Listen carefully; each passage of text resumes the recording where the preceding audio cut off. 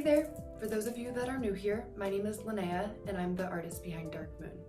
I've taught thousands of people how to make their own mala jewelry, and today I'm going to show you how to add a pendant to your mala instead of the typical tassel. So grab your supplies and let's get creating! The first step in planning a pendant mala is going to be getting all the supplies you need to make it. There's a couple additional things you need to make a pendant mala as far as the pendant and the end beads on it. So for me, I like to decide what I'll be using as a pendant. It could be something that is hanging, it could be something that is just drilled through the side, or it could just be a big bead you think is beautiful and you want to add to the middle. Another thing I had mentioned is putting some end beads on it. This is your preference. Sometimes you might just want to use the same size beads that are in your mala. I personally like to use some smaller beads with some design elements to it as well. So these are not going to be in the traditional 108. These are going to be on the end.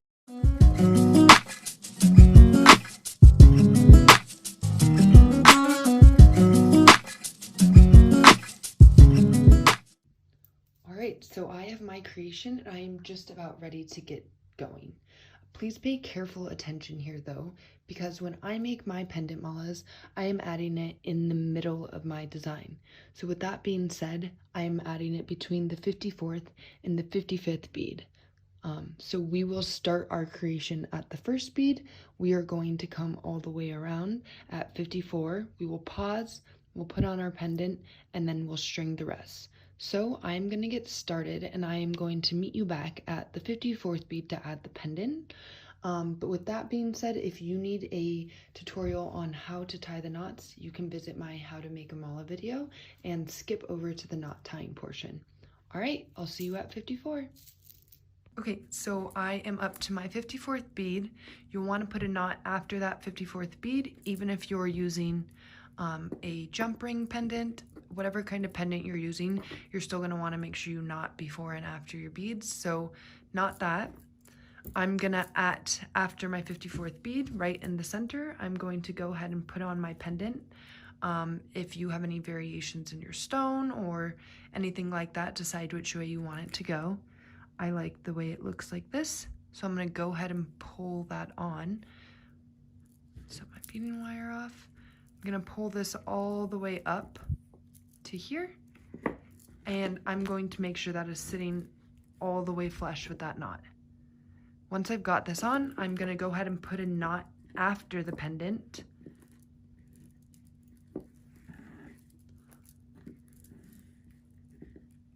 Do this knot, and I'm going to cinch it really tight on there. Even if you're using also a jump ring, you're still going to knot after the 54th bead, put on the jump ring, and then we'll do the same sequence of now adding the next bead. I've got that knot right there that's keeping this in place. If you didn't do a knot, you would have some bumps, like these are going to have some friction, and I don't, it's not good for the quality of your bead if you have a lot of friction between the two of them. So now I'm going to go ahead and put on the 55th bead, keeping this pendant directly in the middle. And then I'm just going to go ahead and complete the rest of my design. I have a symmetrical design going, so I'm going to go ahead and knot beads 55 to 108, so I have a full mala, and then we are going to meet back up to complete the end. Okay, so now we are ready to finish our mala. I have 108 beads strung on here, plus my pendant in the middle. You will want a couple additional tools, a pair of scissors, and then I'm using a nylon string, so I usually like to burn the ends of my cord at the end. I also have my guru bead and then a few design beads to add on the end. Today I'm going to use gemstones, but I did also mention you could add beads like this, or maybe some charms.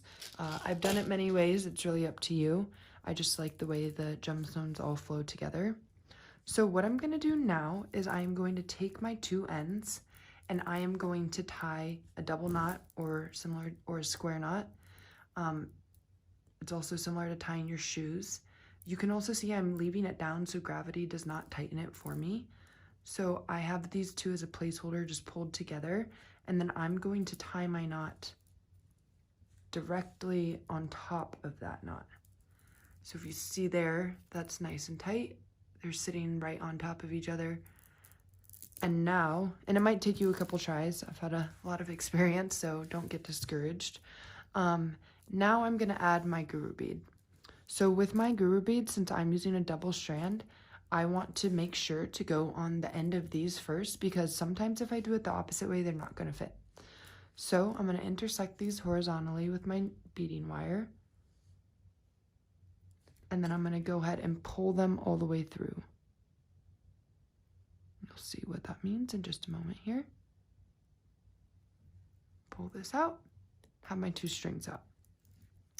Then you're gonna go on the end of the loop and you're gonna pull them the same direction so everything is coming out. The same end of your guru bead. So I'm just going in that same end and pulling them through. Get everything to one end. And so now I'm going to come through.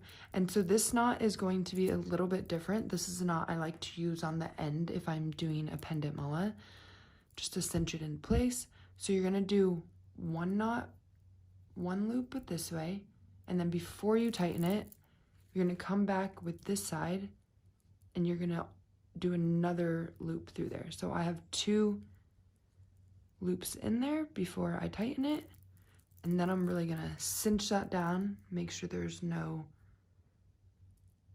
hanging out there. Looks good. And then I'm going to do one more.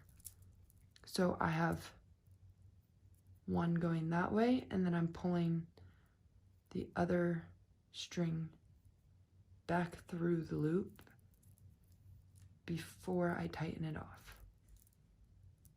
And I'm going to want to make sure I'm leaving it down so gravity's not doing its own work for me. Really tighten those together, and now you can see we have this tight knot on top of here. Okay, and now we are ready to do the end beads. It's really up to your preference how long you want to make the string dangle in between here. I like to give it a little bit of length, so I'm gonna go ahead, and also it's your preference on how many beads you put on the end for design. We have our 108 here with the guru bead, so we have our traditional mala design in numbers, so now these are really just design elements. So I'm doing the same thing of intersecting the outside of these 2 strings, pull those through. I'm gonna actually do 2 on this end and then 2 on the other end as well. So I'm gonna take my 2. I'm actually gonna do this one. Pull these through. And I usually like to give maybe a finger's length or so in between here. It doesn't have to be exact, but that's kind of what I use as a measurement. And then I'm going to do similar to the knots you were doing on your mala, just an overhand knot. I'm gonna pull these 2 strings through.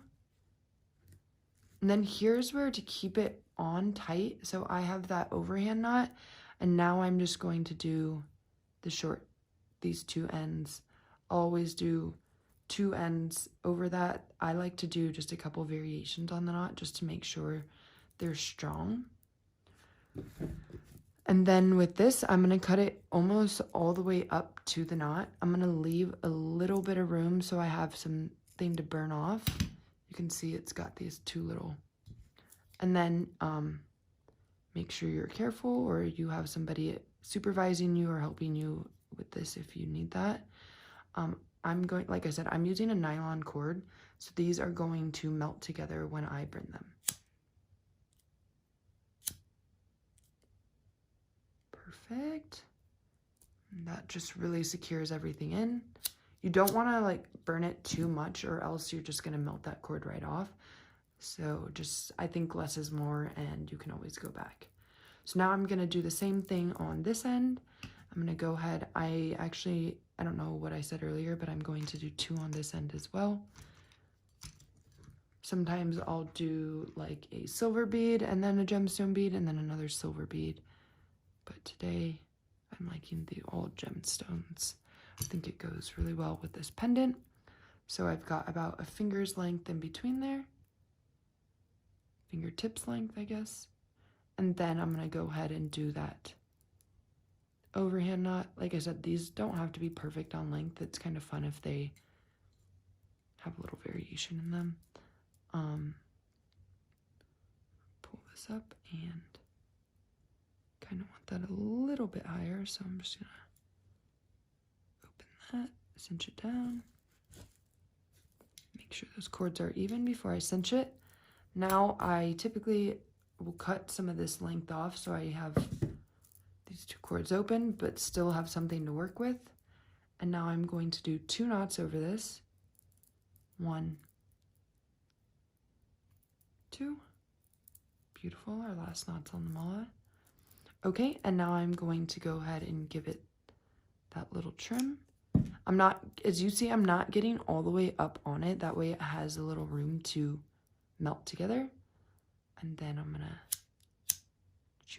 be careful you don't burn yourself. Okay, those are looking good to me. We got 2 little hangy guys. And now I'm gonna get my scraps out of the way. By the way, I always keep these and use them to tie tags on, or there's always little things you can do with your excess string. I try to use everything as much as possible. Okay, so now we have a beautiful pendant mala. And it's also a traditional mala with the 108 beads, and we have a guru bead.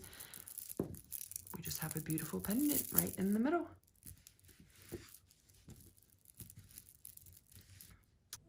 Thank you so much for joining me today to learn how to add a pendant to your mala.